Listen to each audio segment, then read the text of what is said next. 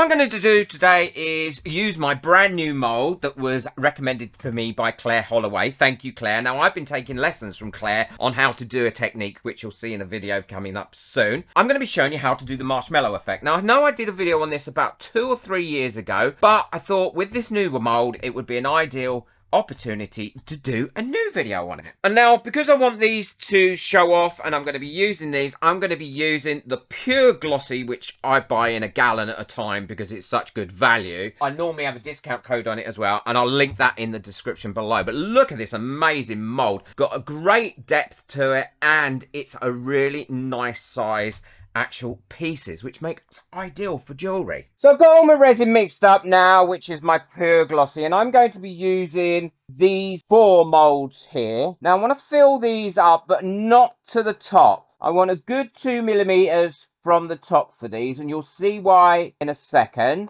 I think I might do, I've got quite a bit, well, I need resin here as well. These are for my colours, so let's not forget those. I've got enough resin, I can make a few more. So there we go. Now the colours I'm going to be using are the opaque colours, not the translucent or the alcohol ink, but the opaque colours from Let's Resin. I love these colours without a doubt, and I probably only need 2 drops of each colour in here. 1 more drop, I think. I want them to be a very opaque colour rather than any form of translucency in them. Yep, they're all good. I'm going to now mix up my colours. Remember to use the opaque white and not the sinker white. You don't want the sinker white. Now I've got all my colours mixed up, what I can do is I can start using them. But before I use them, I'm going to quickly just burst any bubbles that I've mixed into them that have come up to the top. Now this is where you need a steady hand. Unfortunately, I don't look at that.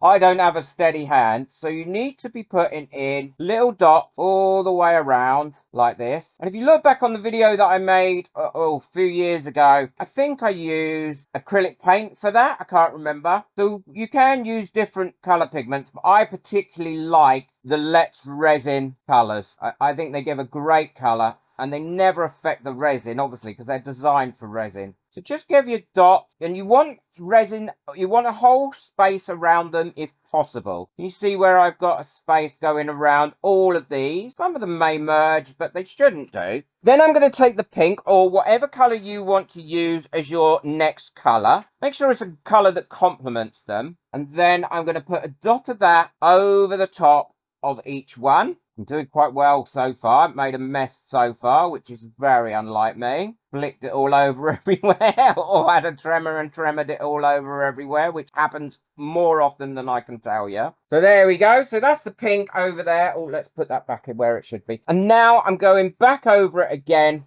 with another dot of red over the top of that pink. Okay, and now we'll leave that to cure up. Don't be tempted with these to put them on a heat mat or in your curing box. You want them to cure up naturally, and you'll see why at the end. I'm going to finish off these. I'm going to be using some yellow and some white, some blue and some white, and possibly mixture of the other colours as I do that. But I'll be doing it in exactly the same way. Okay, well, they're all done now, as you can see. All I'm going to do is quickly go over them with a long neck lighter, because I will have pushed bubbles into them in places. Now, as you can see, the last 3 were a lot messier than the first ones, and that's because I was just, in the end, I was just tremoring all over the place trying to do this delicate work, but I think they'll come out okay. And we'll finish these off slightly differently as well. So some will do one way and some I'll do another way, so I can show you both ways. The best thing to do now is just leave them alone. Don't touch them. Try not to move them, and leave them to cure up. No heat mat and no curing box either. Just leave them like this for 24 hours.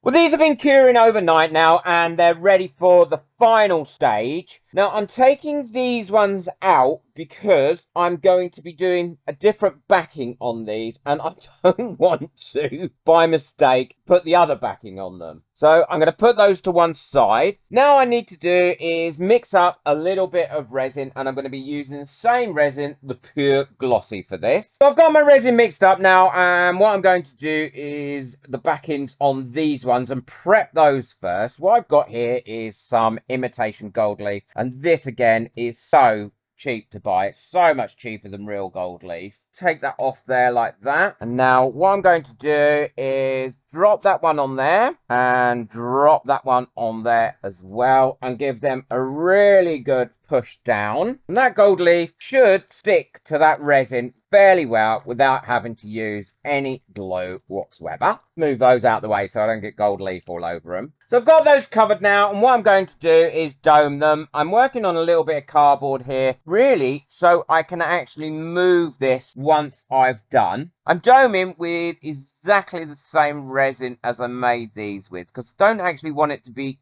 a massive dome. What I want it to be is seal this in. And all I'm doing is going around and right up to the very edge. There we go. That'll be enough on that one. I'll finish off these two and then I'll show you what I'm going to do with the next one. So I've covered those. I'm going to give them a quick burst with a long neck lighter, just in case there is any bubbles, which I don't think there are. And now I can move those to one side and let them cure up. I'm actually going to put them in my curing box. And for these ones, I want a black background. I've got the opaque black here, and I'm going to give that a good mix in to make sure that is very opaque. You won't believe the difference this will make to these as well once you see them. So that's dark enough. And now all I'm going to do is pour this onto the back of these. This is where you need to leave a gap and not fill them right to the top when you're making these. If not, there isn't enough room for you to put the little dots in and then put this in afterwards. And now I'll push it right to the edges of all these and then top it up if it needs topping up. So I've covered all these now. I'm going to burst any bubbles that have come up.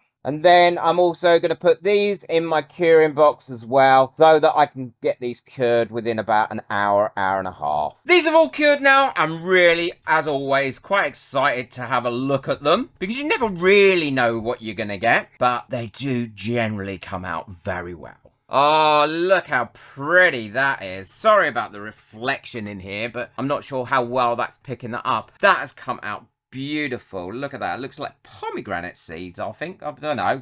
Let me know what you think. So has this one as well. And what makes a difference is using the right resin as well, and also being a little bit more patient with it. The pink and white one has come out quite nice. Maybe the white's not showing as much as I would have liked it to show. This mold is superb. Oh, the red and the white one, I love that. I love that as much as that one. That has come out really well. Let's have a look at this one, the one with more than one colour in it. I'm not sure how this is going to work. Oh, that's come out really pretty, much prettier than I thought it would be. I think this colour has almost gone like little bits of sweet corn in there. I'm not sure. What do you think? Can you see the effect that you get in there? That marshmallowy look. Oh, and again, they've come out lovely too. Look at those. And look how, I mean, when they say this is pure glossy, there's no messing about, is there? I mean, that is pure glossy. I mean, it's so glossy, I'm having trouble keeping the reflections off it. But look at, it transforms them, putting the dark colour on the base. And also the gold. I love the way the gold comes out on that one. Look at that. That has come out really well and lovely deep. And those with the gold leaf behind have come out very pretty as well. I absolutely love them. This is a great technique, very simple to do, but gives a wonderful result that is equally as popular as it is easy to do. Which one do you like the best? Do you like the one with the black background or the gold background? They are so glossy. Let me know in the comments. If you want to learn more about making jewellery, then the video that's coming up next is probably the one for you. It really will help you with making your jewellery if you're looking to sell it. Boot that like button, hit that subscribe button, but most of all, enjoy your resin. Take care. Bye.